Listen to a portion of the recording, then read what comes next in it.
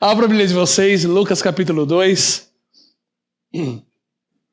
Eu quero falar com vocês hoje sobre uma pessoa que talvez muitos não vão lembrar, ou passa batido por vocês.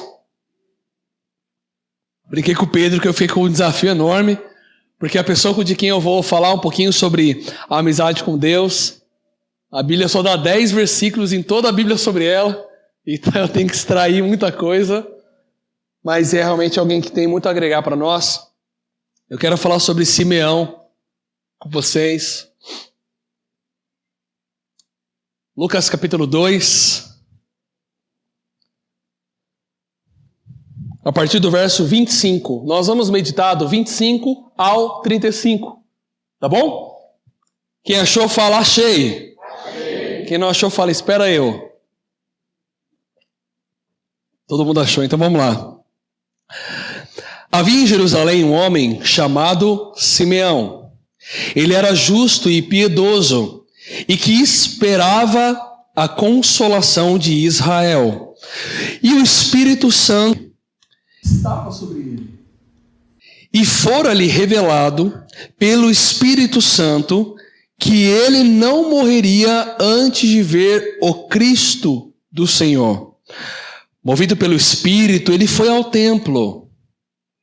Quando os pais trouxeram o menino Jesus para lhe fazer conforme requeria o costume da lei, Simeão o tomou nos braços e louvou a Deus, dizendo: Ó soberano, como prometeste, agora pode despedir em paz o teu servo, pois os meus olhos já viram a tua salvação, que preparastes à vista de todos os povos, luz para a revelação aos gentios e para a glória de Israel, teu povo.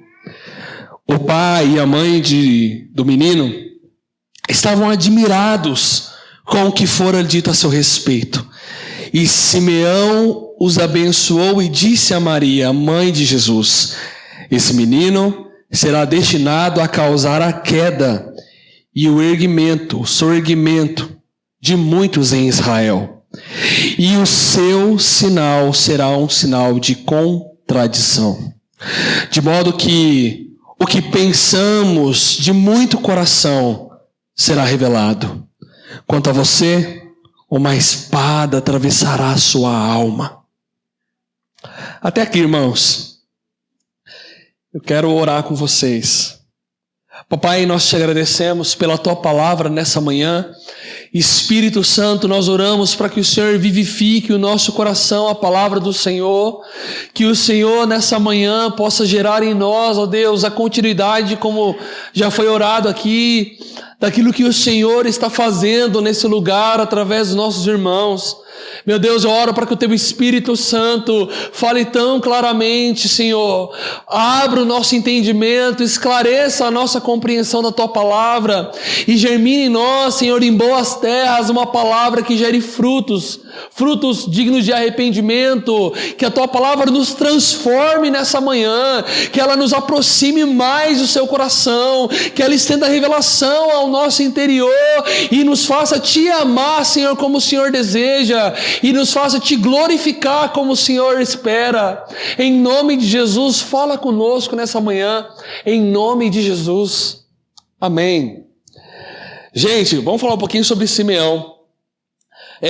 Simeão, ele é um ótimo personagem para esclarecer um contexto histórico do que nós estamos vivenciando nesse exato momento aqui em Jerusalém. A Bíblia, fato que não fala muito sobre a figura de Simeão, mas a gente sabe algumas coisas sobre ele que eu acho legal a gente dividir. Primeiro, ele é um judeu, nós estamos falando de alguém de Jerusalém, e nós estamos vivendo um momento onde não há um profeta erguido falando há 400 anos. O momento em que nós estamos, nós não temos ninguém ministrando ao povo, a não ser os sacerdotes no templo, a não ser o Império Romano dominando Jerusalém. Nós estamos em um momento em que os gregos tentaram causar uma influência muito grande no meio do povo de Israel. E por fim acabaram vencidos pelos romanos. Então nós estamos vivendo um momento de realmente um governo, um império romano ditando parcialmente as regras, pelo menos na política e nos tributos ali em Jerusalém. E não há um momento mais adequado para o povo de Israel esperar um Messias. Porque enquanto as promessas sobre o Messias elas eram erguidas, geralmente elas vinham em momentos em que Israel estava assolado ou estava preso, né? Israel tem o mau hábito de ser cativo por alguém muitas vezes, né? Nós vamos perceber ao longo da história que o povo de Israel vai ser constantemente pego, né? Sempre quando ele está em um momento de pecado, sempre quando eles não ouvem o Senhor, eles acabam ou exilados na Babilônia, ou presos no Egito, ou presos no deserto, ou presos entre os filisteus, ou preso por alguém. Israel está sempre passando por maus bocados. E esses momentos, especialmente falando do exílio babilônico, é o momento onde se levantam os profetas menores, que vocês vão conhecer na Bíblia. E esses são os profetas que mais vão falar a respeito das profecias messiânicas. Embora a gente vai ter profetas maiores como Isaías, Ezequiel, também falando sobre eles, mas a gente vai ver os profetas menores com grande força falando sobre a presença de um Messias. E embora sejam as últimas profecias sobre o Messias, vindo desses profetas, sempre ficou no coração de Israel que em algum momento ele viria. E nós estamos realmente no momento de 400 anos de influência e domínio romano. Nós ficamos 70 anos os judeus ficaram 70 anos na Babilônia, e isso já foi terrível. Agora nós estamos em 400 anos em que vai ter uma figura que é o Judas Macabeu, ele vai enfrentar uma guerra grande, vai conseguir vencer os gregos, mas mesmo assim nós vamos desfrutar de um sofrimento muito grande de Israel, né, em longo desses anos. E nós não temos nenhuma voz se levantando, ninguém se posicionando, nenhum profeta erguido ali falando ao povo de Israel.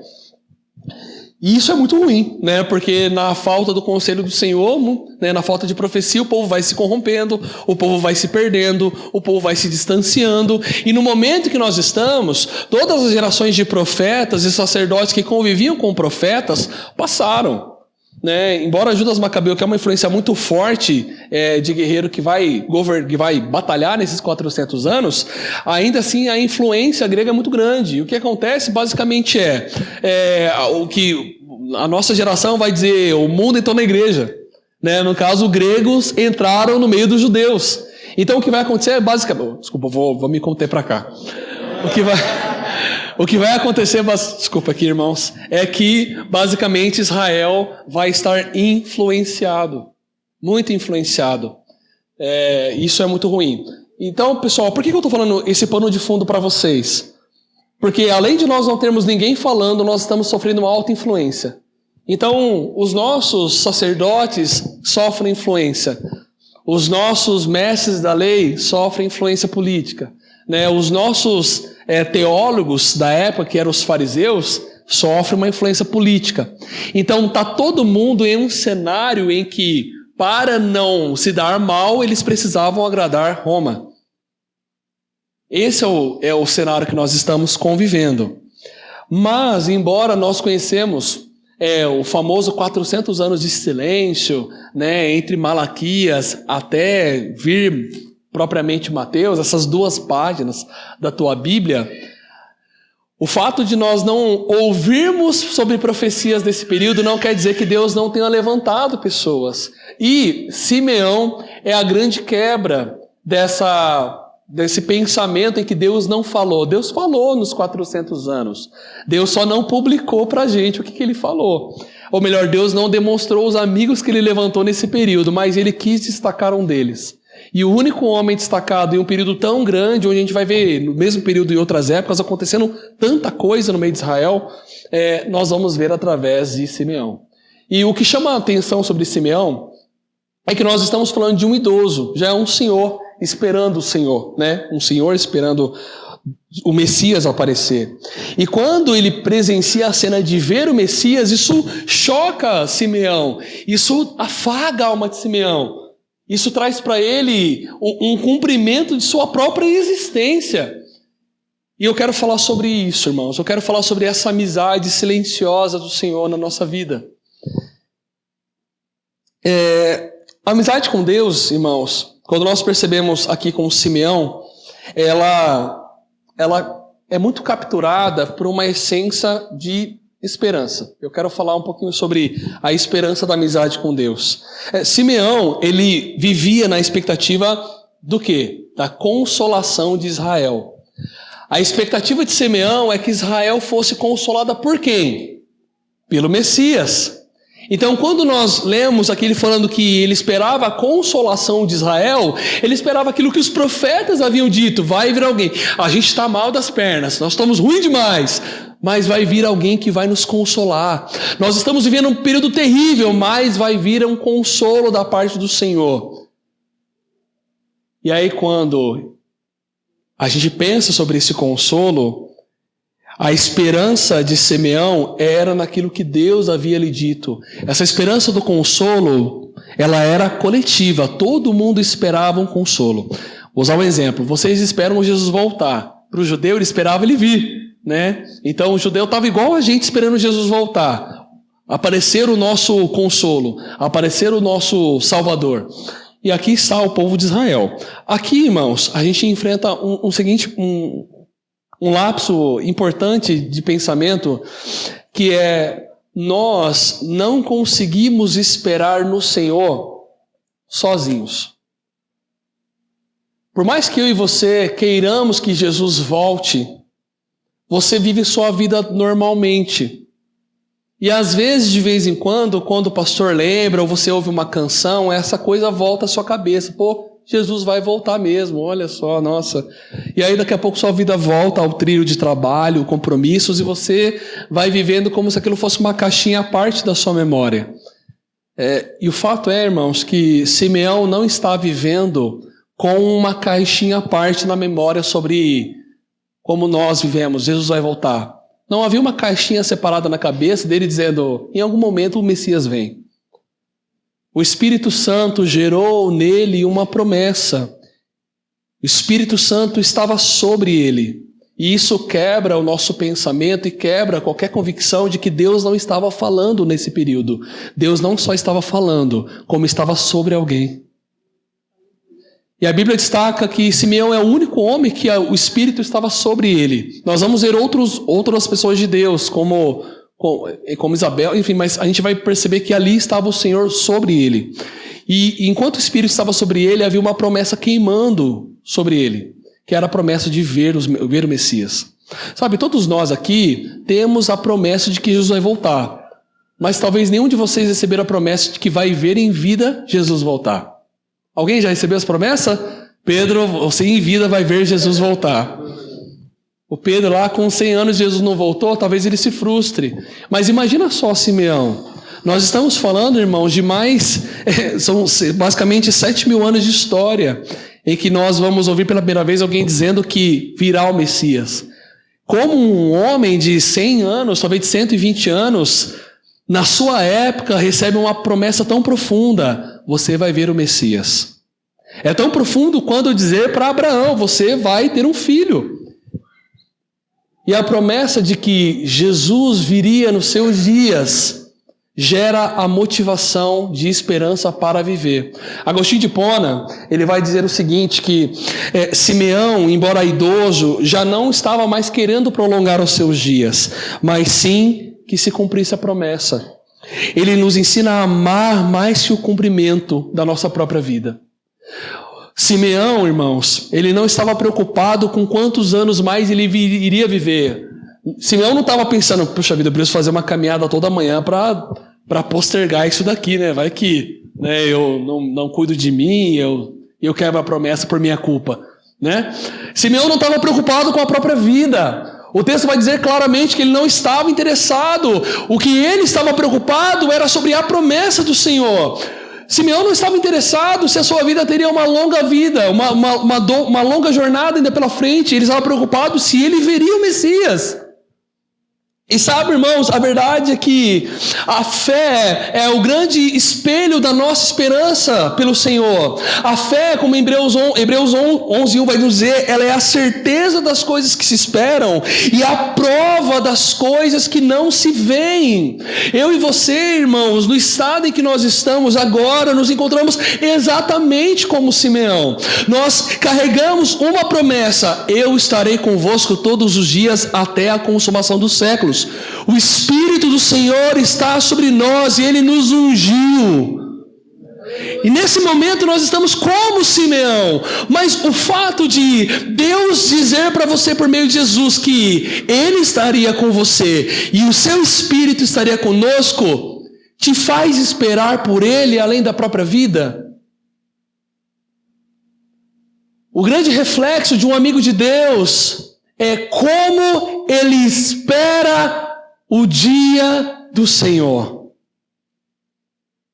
O grande reflexo de um amigo de Deus é como ele espera ver a sua face. O grande reflexo de um amigo de Deus é como ele anseia se encontrar com o seu amado.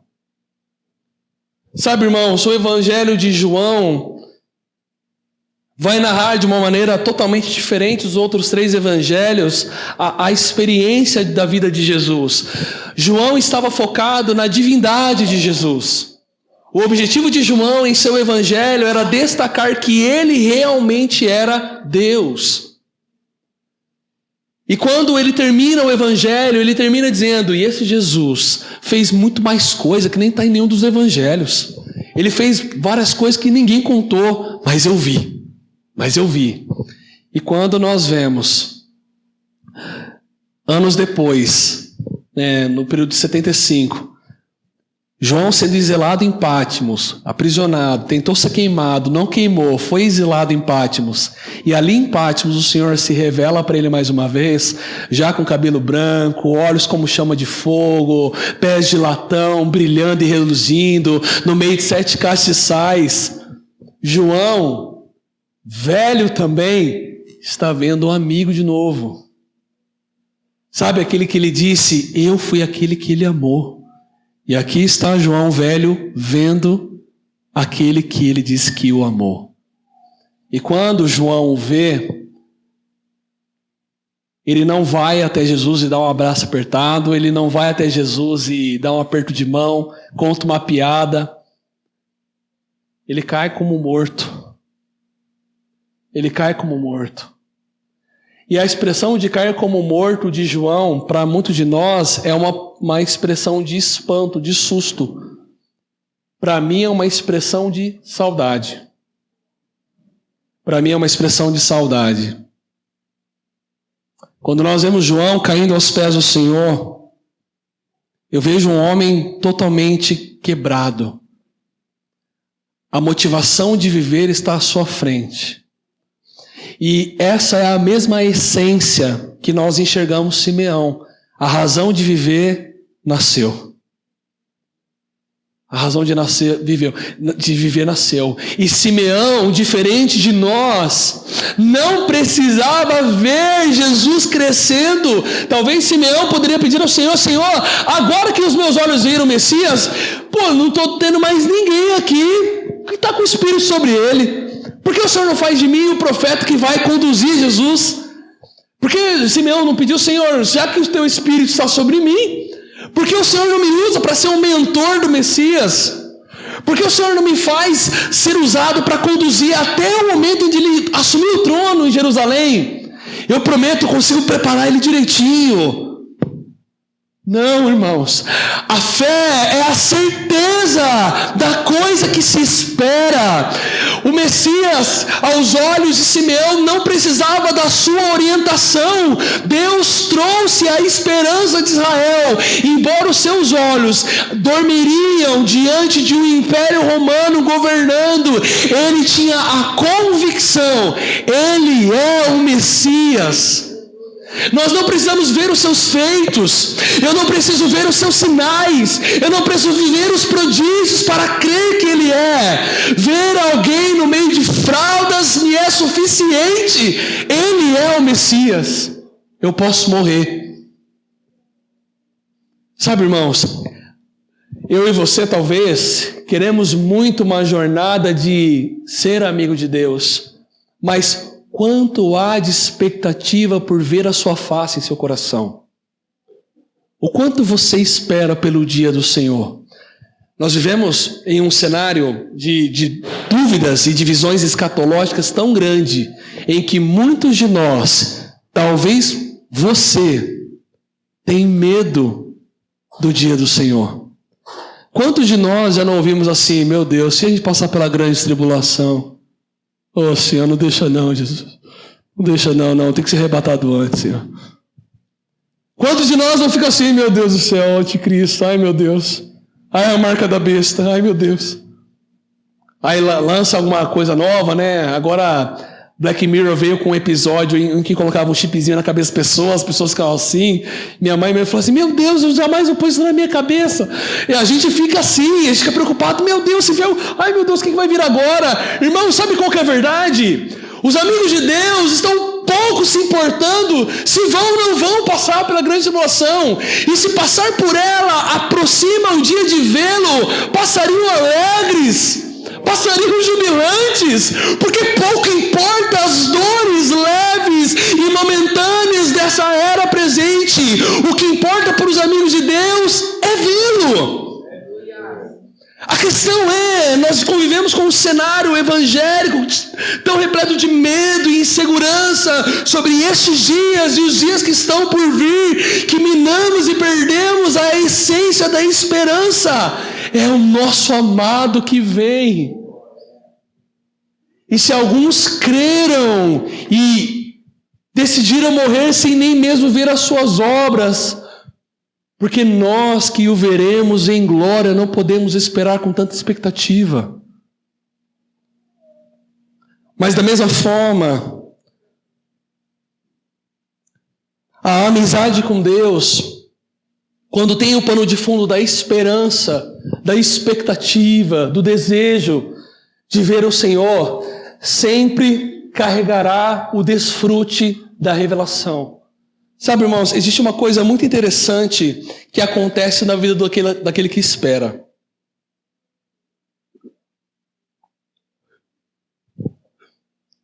Quando nós estamos na cadeira de espera, a gente se torna como ansioso. E aí a gente fica esperando que alguma coisa aconteça, que Deus mande algum sinal, que Deus faça alguma coisa. E por muitas das vezes, como nós estamos esperando no Senhor, Deus simplesmente não faz nada, né? Deus não fala nada, Deus não comunica nada, a gente fica só esperando, né? Deus faz essas coisas, viu? Vocês querem ser amigo de Deus? Ele faz isso, viu? Mas a verdade é que os momentos de silêncio do Senhor, na maioria das vezes, não são um tipo de provação. Na maioria das vezes são um medidor de satisfação. O silêncio de Deus na amizade, por muitas das vezes, é encarado por nós como Deus não está feliz comigo. Irmãos, vamos ser sensatos. O Deus que orquestra toda a história e conhece todo o plano redentivo do Gênesis ao fim, acha mesmo que Ele está desinteressado de você? Se Deus deu o próprio Filho, acha mesmo que Ele está brincando com o seu sentimento de dizer, agora eu não estou muito feliz com você, agora eu estou mais feliz com você, agora eu diminui o meu termômetro da felicidade com você, agora eu estou mais alto com você. Irmãos, de vocês Deus não espera nada de bom. De mim, Deus não espera nada de bom. Deus sabe o quanto eu sou dependente dele mesmo, para amá-lo e ser fiel a Ele mesmo. Mas a verdade é que o processo do silêncio de Deus, ele é catastrófico para uma alma ansiosa. Deus estar em silêncio é catastrófico para quem não consegue se controlar em suas emoções. E eu começo a perceber que as pessoas que provam de grandes ou de todos os cultos ter uma revelação nova, né? Não estou dizendo que a gente é essa igreja, mas muitos de nós, da igreja brasileira, vão ao culto pela expectativa da revelação que alguém vai dar, né? Eu gosto muito da experiência dessas igrejas. Eu não falo do corpo de Cristo, mas eu acho muito interessante quando tem um culto comum de ensino da comunidade, um culto da palavra. Aí quando a gente tem um culto que sabe que vai vir aquele pregador que revela o CPF, revela RG, fala tudo, a igreja...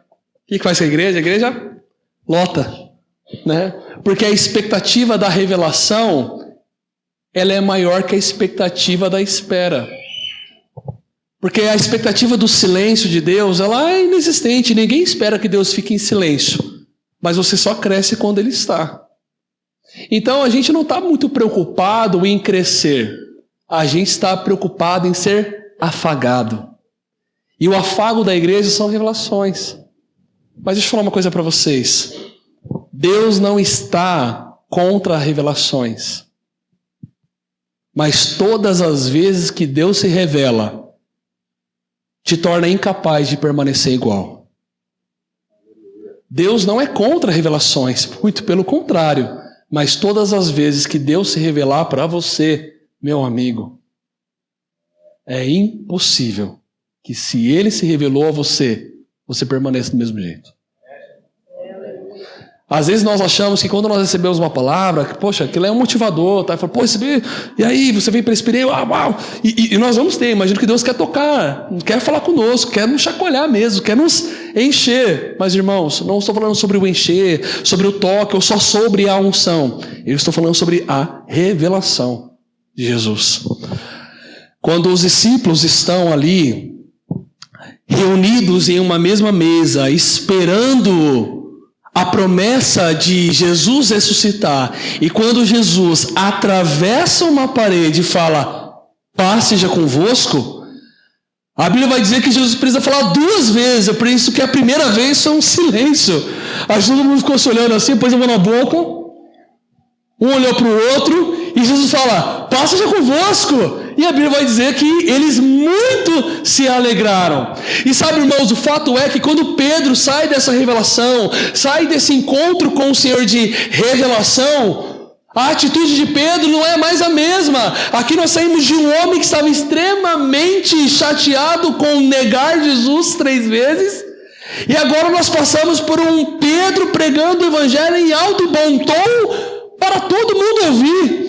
Irmãos, quando eu falo para vocês que a experiência da revelação de Jesus, ela nos transforma, eu quero dizer para vocês, a exemplo da ressurreição de Jesus, que se Jesus Cristo ressuscitou dentre os mortos para nós, o que pode conter a igreja do Senhor? Se o Senhor ressuscitou mesmo, na cabeça dos discípulos, pensa, irmãos, rapaz, se nem a morte segurou esse homem, você acha que vai segurar o Pedro aqui? Eu vou para cima! Eu vou para cima! Se nem a morte segurou Jesus, você acha que eu vou ficar parado? Este era o coração dos discípulos. É por isso que todo mundo morre, mas todo mundo morre convicto. Pouco importa esse tempo, pouco importa esse lapso de momento. A minha vida foi feita para ser gasta, e muito gasta nele. Se Ele ressuscitou e foi ao Pai, não há um lugar aonde eu queira estar em que Ele não esteja. E o fato é, irmãos, que a revelação de Jesus dada a Simeão foi capaz de modificar a maneira como ele vivia o agora. Simeão, os seus olhos vão ver o Messias. Se essa revelação do Espírito Santo cai no meu coração, como um homem Simeão, convicto do plano de Deus, da vontade de Deus, Simeão modela toda a sua vida a esperar Jesus aparecer, o Messias aparecer. Agora a pergunta que eu faço para você: Jesus morreu por você, Ele ressuscitou e vai voltar. O quanto da sua vida se modelou para viver isso?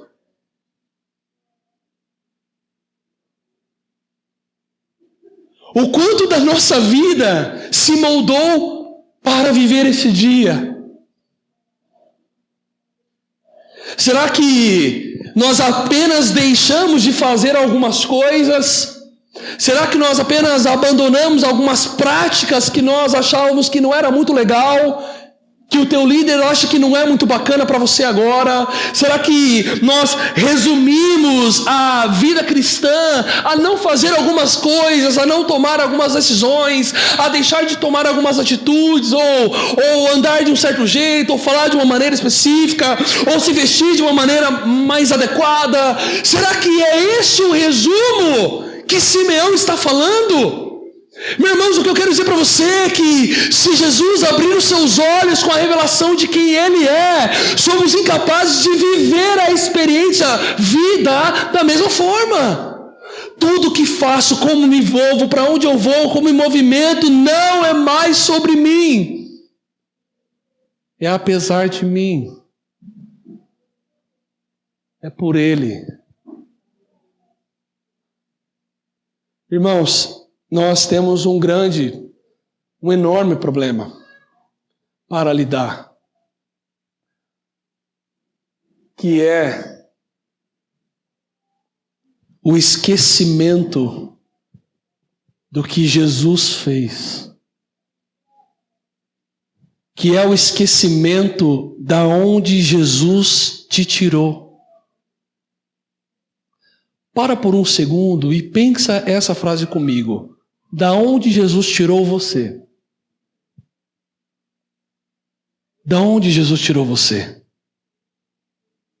Do lamaçal do pecado, da iniquidade, da inimizade com Deus.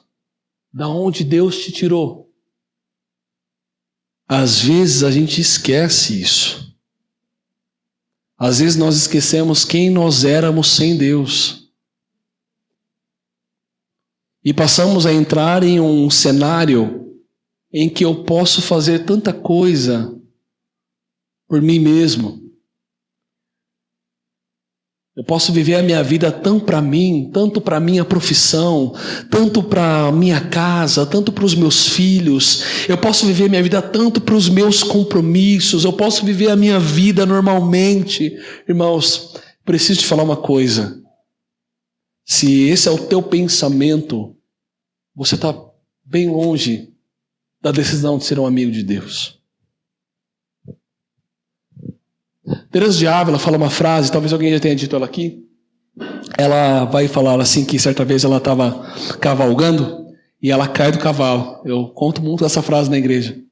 Quando ela cai do cavalo, ela fala assim: se Deus trata desse jeito os seus amigos mais íntimos, não me admira que Ele tenha tão poucos. E sabe o que é verdade? Ela não está errada. Vocês criaram um tema de acampamento que é muito sério. E essa decisão de ser amigo de Deus dificilmente vai ser real para todo mundo nesse salão. Porque se você de fato quiser ser amigo de Deus,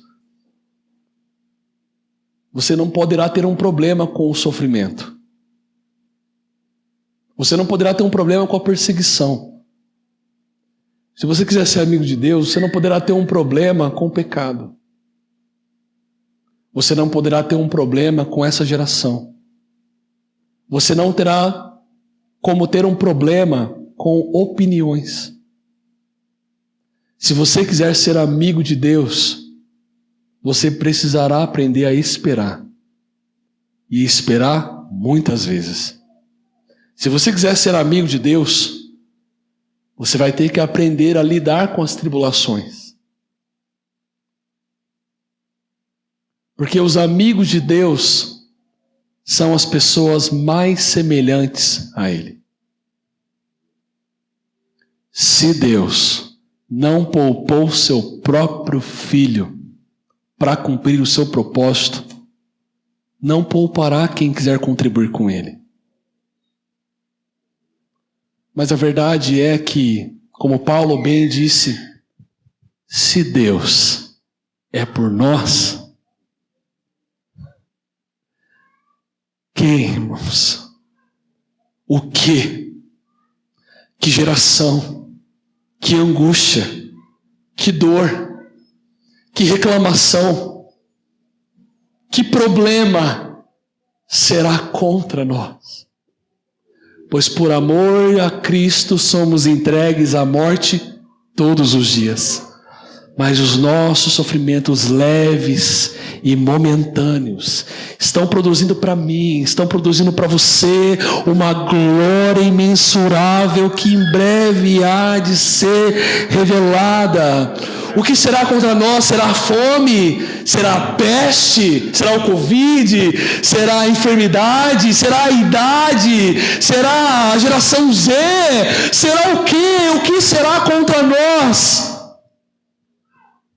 Mas nós percebemos que em Cristo nós somos mais, muito mais do que vencedores. Nós somos o quê? O que pode ser mais que alguém vitorioso? Nós somos alguém que foi achado. Nós estávamos perdidos, condenados, entregues à morte, levados pelas nossas atitudes ao Sheol, mas Ele te achou, nos escombros da sua iniquidade, nas dores da sua enfermidade, Ele te achou, Ele foi no mais profundo abismo das suas emoções e te puxou para cima, Ele foi no mais império das trevas, da sua iniquidade e perversidade, e te chamou, Ele te achou, e ser achado por Ele compensa a nós mais do que qualquer outra vitória, mais do que estar à frente de qualquer outra coisa. E essa é a alegria dos amigos do noivo. Não me importa o que eu estou fazendo, eu fui achado. Eu fui achado. A dignidade de ser amigo de Deus é suficiente. A dignidade de ser chamado ou não mais servo, mais amigo é suficiente.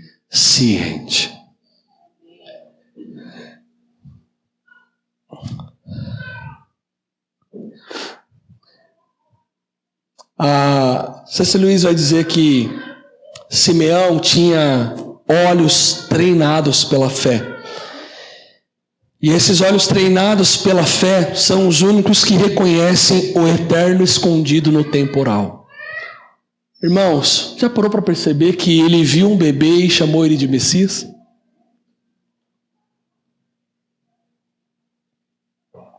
Ele viu dois jovens e falou: esses caras carregam o Messias no colo. Já parou para pensar nessa cena? Dentre tantos bebês ali, irmãos, para ser circuncidado ao 8º dia, um pó de bebê, um monte de bebê, bebê para tudo quanto é lado, bebê chorando daqui, chorando dali, dali outro, mas ele acha um no meio deles e fala: ele é o Messias. Como é que pode essa cena? Já imaginou essa cena? Essa cena é incrível, irmãos, porque como ele poderia identificar, se não por meio do Espírito Santo? Quando Lewis fala essa frase, os olhos treinados pela fé, é exatamente os olhos que os amigos de Deus conquistam. Agora, saindo um pouquinho das dificuldades da amizade com Deus e entrando também há coisas muito boas na amizade com Deus, e acho que é por isso que vocês também querem ser. A amizade com Deus vai nos dar um benefício muito tremendo nessa caminhada, que é Deus treinar os nossos olhos. E não é o seu olho natural, não. Esse olho míope, às vezes meio astigmático, né? Não, irmãos, é treinar os nossos olhos que nós não enxergamos. É treinar o nosso espírito. Sabe, é perceber no nosso espírito. E esse senso de percepção espiritual é uma coisa que Simeão tinha. Simeão não identificou que ele era o Messias porque ele achou que ele era mais bonitinho. Mas o seu espírito entendeu. O seu espírito enxergou. Ele é o Messias. Sabe, irmãos, nós convivemos em uma época onde muita coisa pode imitar a presença de Deus. Vou contar uma experiência para vocês do Gustavo, um presbítero da nossa comunidade. Gustavo, ele contou recentemente, acho que ele até compartilhou, não sei se compartilhou com vocês, quando ele foi lá dar o seminário de dons. A gente estava conversando esses dias sobre uma experiência que ele teve. Ele falou que ele estava no quarto dele. Falou, Érico, eu estava no meu quarto orando. E aí eu sei quando o Espírito Santo, Deus chega no meu quarto. Sabe quando a presença de Deus chega? Eu sei quando o Senhor está aqui comigo. Eu sei quando eu sou ministrado pelo Espírito Santo. Eu sei quando a presença de Deus chega. E aí eu senti essa presença chegar e o meu coração se apertou. E aí eu orei e repreendi e aquilo foi embora. Eric, eu tenho a convicção que o diabo imitou a presença de Deus. Eu tenho essa convicção. Porque eu sei quando ele chega e eu sei o que ele causa em mim quando ele chega. Ele não causou aquilo que ele me causa. Ele me causou dor. Ele me causou angústia. Eu repreendi aquilo lá e aquilo rapidamente acabou. E eu pude desfrutar ali de um bom momento com o Senhor. Mas será que todo o nosso corpo conseguiria perceber o que eu percebi? Será que todo o nosso corpo, Eric, é treinado para enxergar o que eu entendi? Muitas das vezes nós vemos alguns movimentos acontecendo no meio da igreja do Senhor, algumas maneiras e algumas abordagens que nós decidimos fazer para o culto ficar mais empolgante. E aí nós percebemos, meu Deus, vai ser incrível, de fato é incrível, mas do incrível, o que foi o Espírito? Do que foi uau, o que foi Ele? Essa percepção de distinguir e entender quando é o Senhor e quando não é o Senhor, não é dada a toda a multidão, é dada aos amigos de Deus. O Sr. John Walker, eu gosto muito de uma citação dele, na verdade uma experiência mesmo. Ele, certa vez, o Sr. John Walker foi um profeta que viveu nos anos passados na nossa nação, e eu tenho a oportunidade de conviver com um dos filhos dele, e aí ele me contando que o pai dele às vezes ele pastoreava a igreja em Rubiataba. E aí ele estava no culto, ele pregava, e ele estava ali sendo tocado pelo Espírito Santo. E aí ele ficava ali por horas, acabava o culto, ele continuava ali. E depois ia à tarde para casa. Mas tinha dias que ele chegava na igreja e no meio do louvor ele ia embora, pegava a carroça e ia embora. Deixava a igreja, deixava o púlpito, os irmãos se virando e ia embora. E ele ia embora porque a presença de Deus não estava ali. E parece um pouco radical. Acho que as antigas gerações elas tinham uma radicalidade peculiar. E eu não quero falar sobre a decisão radical dele, mas eu quero falar sobre o senso. Esse senso de perceber a presença de Deus. Talvez a decisão dele foi muito radical, mas não foi, sem sombra de dúvida, uma decisão menos pessoal de um amigo. Eu não vim aqui por vocês, muito menos para pregar. Eu vim aqui por Ele. E se Ele não está interessado naquilo que nós estamos fazendo, no cultivo que estamos entregando, não há por que eu ficar. E ele falava isso para mim e eu comecei a refletir muito. Quantos cultos nós não conseguimos fazer sem Ele? Eu não estou falando, obviamente, da igreja, dessa igreja. Eu estou falando no Brasil, estou falando entre as nações. Quantos cultos não são celebrados entre as nações em que Jesus não está? Em que a presença do Senhor não está satisfeita? Em que a glória do Senhor não está repousando? Em que não há um lugar preparado para Ele chegar e habitar entre nós? Sabe, irmãos, o fato é que a percepção de Simeão de distinguir o que é e o que não é do Senhor será dado a todo aquele que quiser caminhar lado a lado. Mas aquele levado por todo o vento de doutrina, e talvez seja você, talvez sejamos nós, estão sendo convocados nessa noite, ou manhã, nessa tarde, não é nem tarde, é noite, né? É o força do hábito, desculpa. Estão sendo convocados nessa manhã a perceber, a aprender a perceber com o Espírito Santo. E sabe, irmãos, a espera em Jesus é um grande lugar para nós aprendermos a perceber.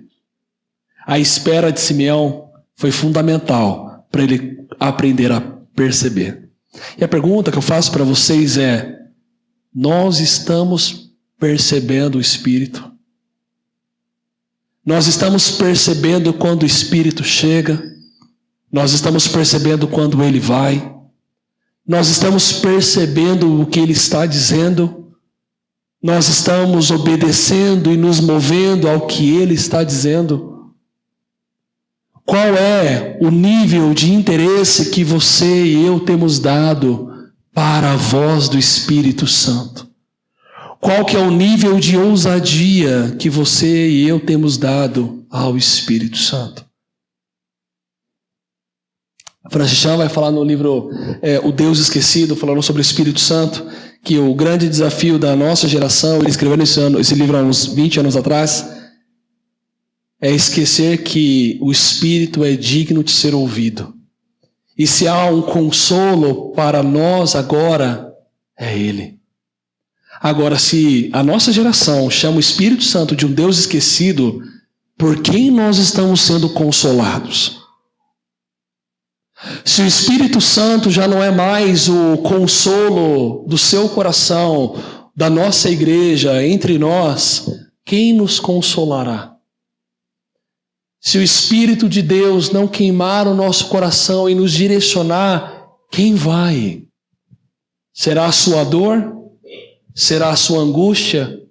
Será as suas ideias? Será o vizinho? Deus chamou amigos que não dependem de outra coisa a não ser o conselho da sua vontade. E depender e viver exclusivamente pelo conselho do Senhor é um desafio e tanto. É um desafio e tanto. Ter a coragem de dizer que está esperando a voz de Deus é um grande desafio. Mas se nós queremos viver ricamente a vontade do Senhor sobre essa igreja, e sobre a minha igreja, sobre a nação brasileira, nós não precisamos fazer muito. Nós precisamos parar para ouvir. Nós não precisamos fazer tanto. Nós precisamos ouvir. Existe uma canção, eu vou cantar ela aqui. Vocês tenham misericórdia de mim, mas eu acho que ela vai ficar no coração de vocês. Essa canção ela vai dizer assim, ó: há tanto tempo estou a chamar homens que queiram ser meus amigos. Há tanto tempo quero compartilhar e não escuto resposta. Não quero tantas atividades, mas que escutem a mim. Não estou procurando servos, mas quero encontrar amigos.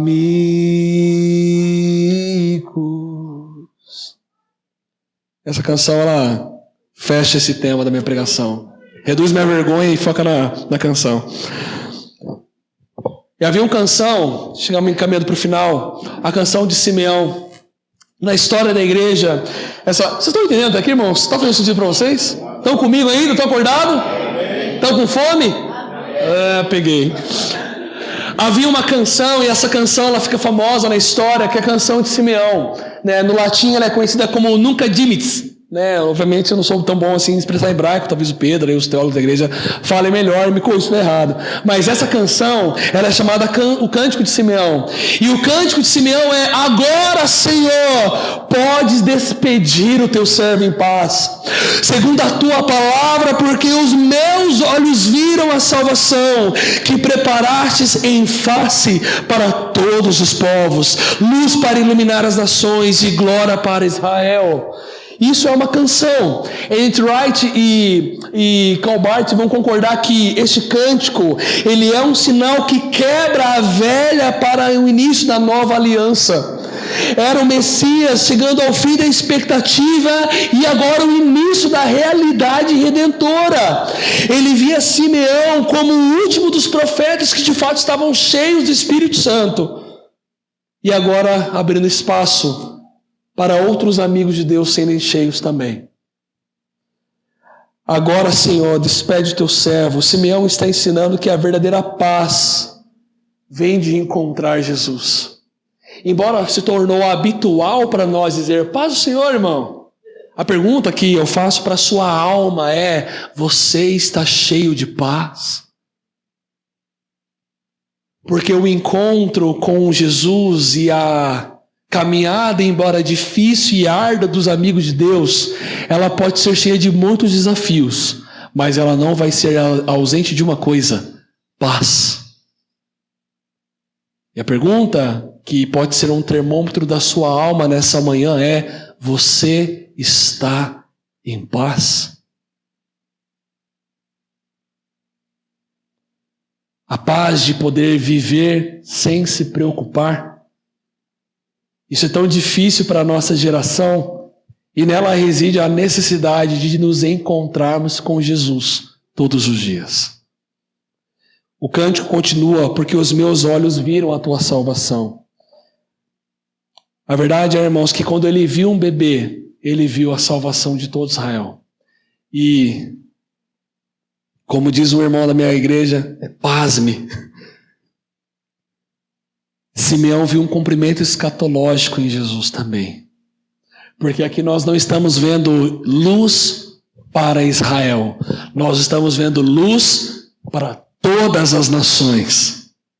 Até aqui a mensagem de Deus está concentrada em um pequeno povo.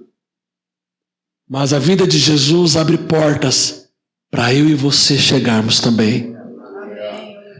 Talvez você não se lembra da história de Cornélio, mas em Atos 10 vai narrar o momento em que a mensagem do Evangelho e o Espírito Santo chegou para outras pessoas que não eram judeus. Quando Pedro vai encontrar com eles e rola um manto pesado ali, cheio do poder de Deus, batismo no meio do manto, e Pedro retorna, ele é corrigido pelos apóstolos. Por que você está falando para gentil? Por que você está pregando para os gentios? E aí Pedro vai lá, ele fica meio remoado assim, não vou pregar mais. E aí Deus vai e levanta um judeu dos judeus, o maioral, o top dos top, o dominador da Bíblia, Paulo. Converte ele e entrega ao campo e fala para Pedro, você é um covarde. E agora está a mensagem para todos os gentios. Sabe, irmãos, Deus tem os seus meios da mensagem do Evangelho chegar às nações. Mas sabe uma grande graça que está sobre nós? Deus nos fez mensageiros. Deus te fez mensageiro da nova aliança. E sabe, irmãos, eu gosto muito, muito dessa palavra, porque se há uma característica importante dos amigos de Deus, é que eles não têm vergonha de falar sobre o seu amigo. Sabe, irmãos, às vezes eu falo sobre tantos meus amigos, você tem aqui Gustavo, que caminha comigo, Pedro, eu sempre cito o Pedro na igreja, os irmãos têm até ciúmes do Pedro. Eu cito tanto os meus amigos, eu converso e falo tanto sobre eles. Por que não falamos sobre Jesus? Por que não falamos sobre o nosso amigo Jesus? Porque temos coragem de falar daquilo que vemos, mas não temos a coragem de falar do amigo pelo qual vivemos. Não faz sentido. E se essa conta não fecha para você, é um ótimo dia para refletirmos e mudarmos a postura. Os seus amigos falam sobre ele.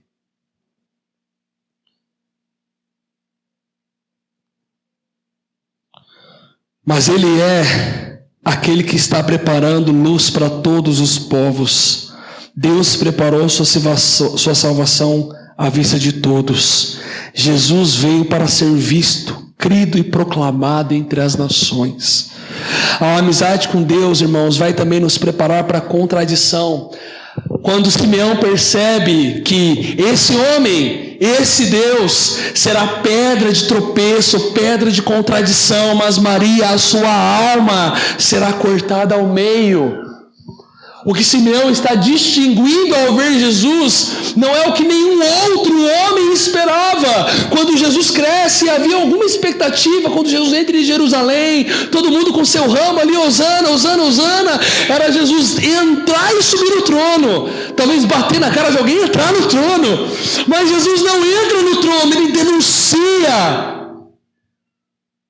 Ele não se senta, ele chicoteia. Porque Jesus não veio, irmãos, para ser aquilo que o judeu esperava. Os amigos de Deus, Simeão, entendeu para o que ele veio. Irmãos, ele não vai vir governar agora. Ele não vai assumir um trono.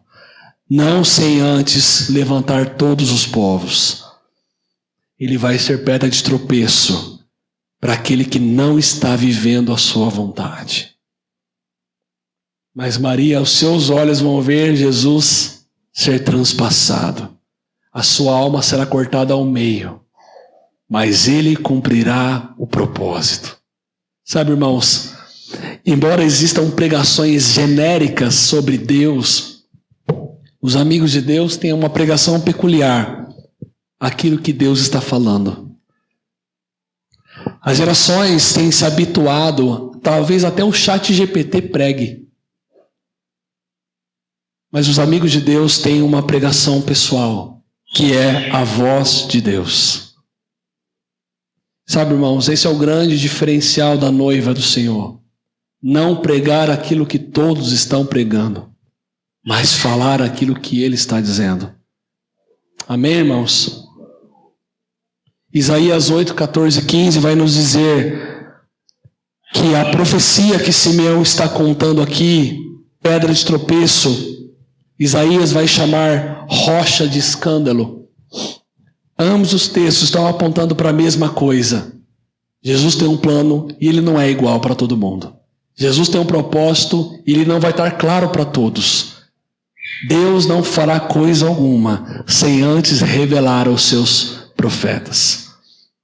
Eu poderia contextualizar os profetas do Antigo Testamento, que eram aqueles que estavam sobre o Espírito, que estavam com o Espírito Santo sobre eles. Se a gente pudesse trazer essa mesma passagem para nossos dias, talvez nós poderíamos dizer que Deus não fará coisa alguma sem antes conversar com seus amigos. Faz sentido para vocês, irmãos?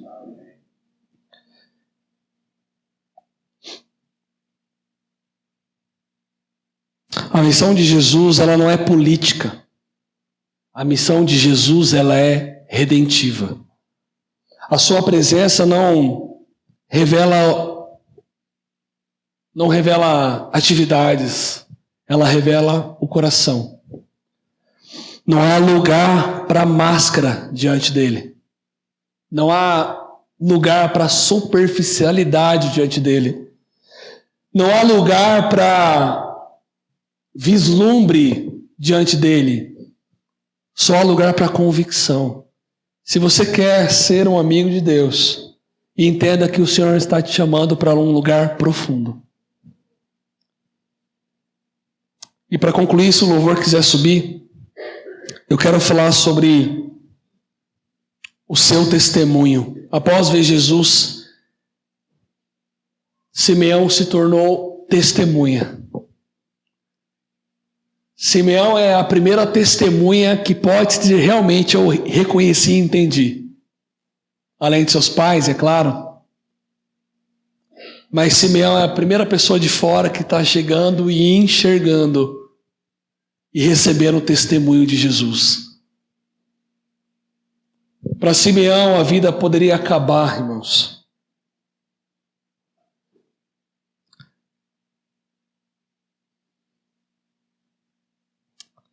Mas para nós não. Porque agora a amizade com Deus leva você e eu a se tornar a mesma coisa. Testemunhas. Testemunhas da sua glória. Testemunhas do seu plano. E como em Atos capítulo 4, verso 33... E os discípulos de Jesus testemunhavam a respeito de Jesus, e grande poder estava sobre eles. Os discípulos de Jesus testemunhavam daquilo que viram e creram. Mas eu e você somos convidados a testemunhar sem ver, mas crer. Eu não sei se você está disposto nessa manhã a ser um amigo que espera, a ser um amigo satisfeito no silêncio de Deus. Eu não sei se você está mais preocupado em ser afagado com respostas constantes, para que a sua alma fique mais quietinha, ou se você está preocupado em crescer enquanto escuta. Eu não sei se você está aqui e é apenas uma pregação, é apenas mais um acampamento com um tema. Para muitos de vocês, esse acampamento vai startar um novo estilo de vida. E ser amigo de Deus, irmãos, como dizia um amigo meu, divide meninos dos homens. Se vocês querem ser amigos de Deus, eu quero estender um convite para vocês trilharem uma jornada difícil. Eu quero te convidar a um caminho complicado. Eu quero te convidar nessa manhã para um caminho cheio